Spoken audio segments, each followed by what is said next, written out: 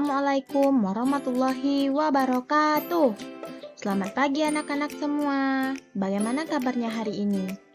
Ibu harap kalian dalam keadaan sehat dan selalu dalam perlindungan Allah Subhanahu wa Ta'ala ya. Baik, pada kesempatan kali ini kita akan belajar mengenai pertumbuhan dan perkembangan makhluk hidup. Untuk itu, silahkan disimak baik-baik ya video ini sampai habis. Yang pertama, kita akan membahas mengenai ciri-ciri makhluk hidup. Cobalah kalian perhatikan gambar di bawah ini. Apakah kalian bisa menyebutkan apa saja ciri-ciri makhluk hidup yang ada di gambar ini? Baik, untuk penjelasan lebih lanjutnya akan kita pelajari setelah ini. Ciri makhluk hidup yang pertama yaitu tumbuh dan berkembang. Pada gambar di bawah ini dapat kalian lihat bahwasanya manusia, tumbuhan, dan hewan mengalami pertumbuhan dan perkembangan. Pertumbuhan bisa dilihat dari bertambahnya ukuran tinggi dan berat. Selain tumbuh, setiap makhluk hidup juga berkembang biak untuk memperoleh keturunan. Ciri makhluk hidup yang kedua yaitu memerlukan makanan. Setiap makhluk hidup memerlukan makanan dan minuman sebagai sumber energi agar bisa bertahan hidup. Tidak hanya manusia dan hewan, tetapi tanaman pun juga butuh makanan dan minuman sebagai sumber energi. Pada gambar di bawah ini dapat kalian lihat bahwasanya manusia dan hewan mendapatkan sumber makanan dari produk nabati dan hewani. Sedangkan tumbuhan mendapatkan makanannya dari air dan karbon dioksida, sisa hasil pernafasan dari manusia. Berikutnya, ciri makhluk hidup yang ketiga yaitu adaptasi. Adaptasi merupakan kemampuan menyesuaikan diri dengan lingkungan. Di sini dapat kita lihat bahwasanya manusia beradaptasi pada masa pandemi COVID-19 dengan menggunakan masker. Pada hewan, setiap hewan memiliki jenis paruh dan bentuk kaki yang berbeda-beda disesuaikan dengan caranya untuk mencari makanan. Dan pada tumbuhan putri malu, ia akan mengucupkan daunnya apabila mendapat sentuhan. Selanjutnya, ciri makhluk hidup yang keempat adalah iritabilitas.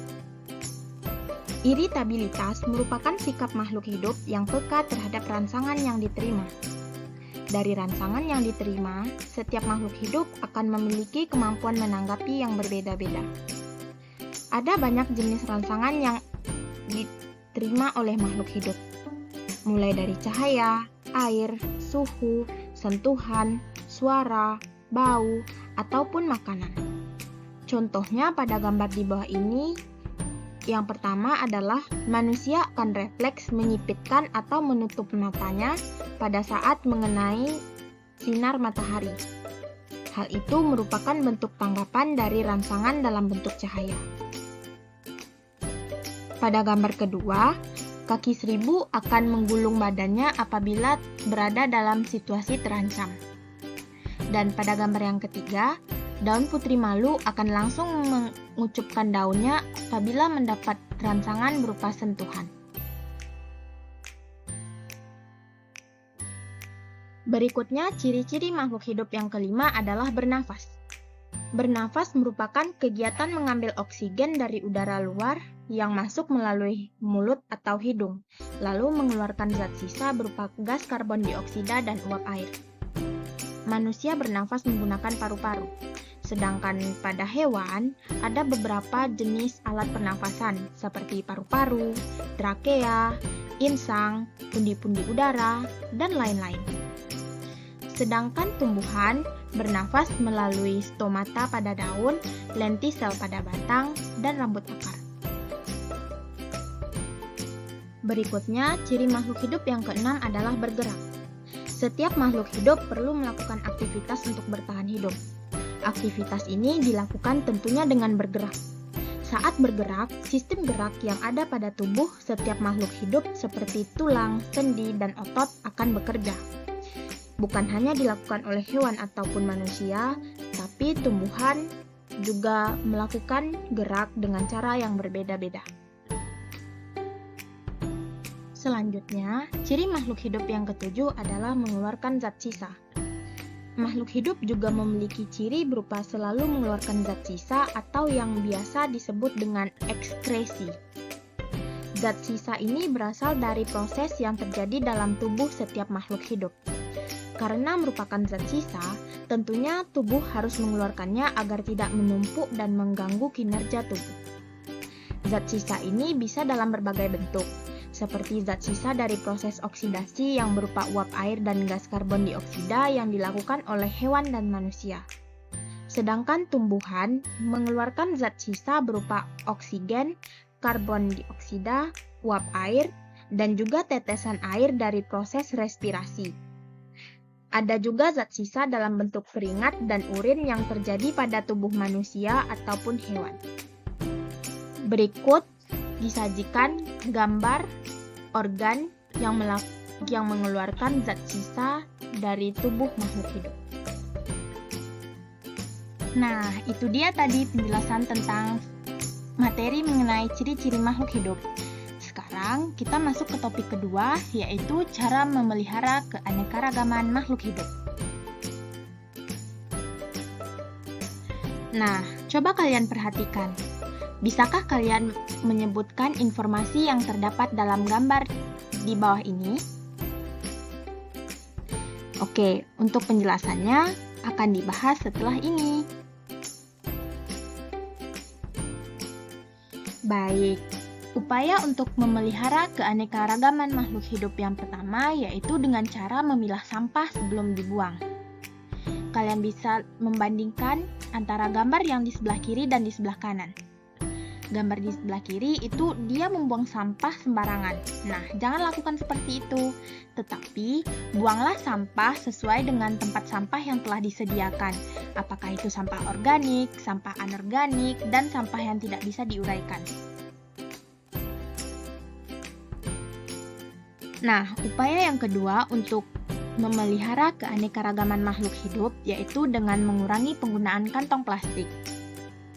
Pada gambar sebelah kanan telah disediakan opsi untuk menghindari penggunaan kantong plastik, yaitu dengan menggunakan kantong reusable atau kantong belanja yang dapat digunakan ulang. Jadi, setiap kalian ingin berbelanja, kalian harus membawa kantong ini dari rumah, sehingga penggunaan kantong plastik dapat dikurangi, karena ini dapat mencemari lingkungan. Nah, upaya ketiga yang dapat dilakukan untuk menjaga keanekaragaman makhluk hidup, yaitu dengan melakukan penanaman pohon. Apakah kalian merasakan bahwa akhir-akhir ini suhu udara di kota kita menjadi sangat panas? Iya kan? Nah, itu merupakan salah satu akibat dari berkurangnya pepohonan di muka bumi ini.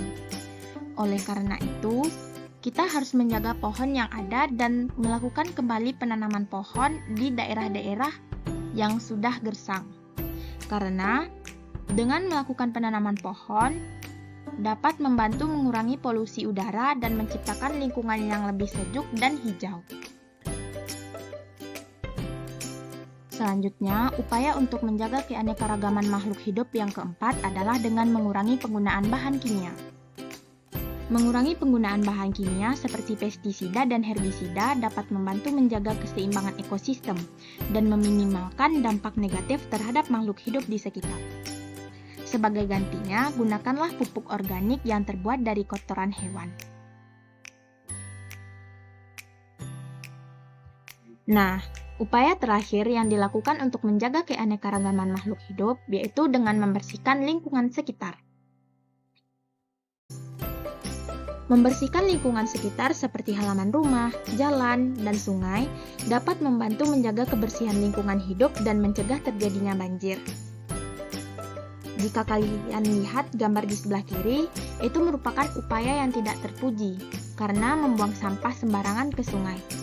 Jika hal ini dilakukan terus-menerus, maka dapat mengakibatkan terjadinya bencana banjir. Oleh karena itu, kita harus menjaga kebersihan lingkungan sekitar. Karena dengan menjaga kebersihan lingkungan sekitar, kita secara tidak langsung juga menjaga keanekaragaman makhluk hidup yang hidup di lingkungan tersebut. Oleh karena itu, sikap mencintai keanekaragaman makhluk hidup dapat ditunjukkan dengan menjaga kebersihan lingkungan hidup. Nah, itu dia tadi video tentang ciri-ciri makhluk hidup dan bagaimana upaya untuk menjaga keanekaragaman makhluk hidup. Semoga video ini dapat menambah wawasan kita semua. Sekian, terima kasih. Wassalamualaikum warahmatullahi wabarakatuh.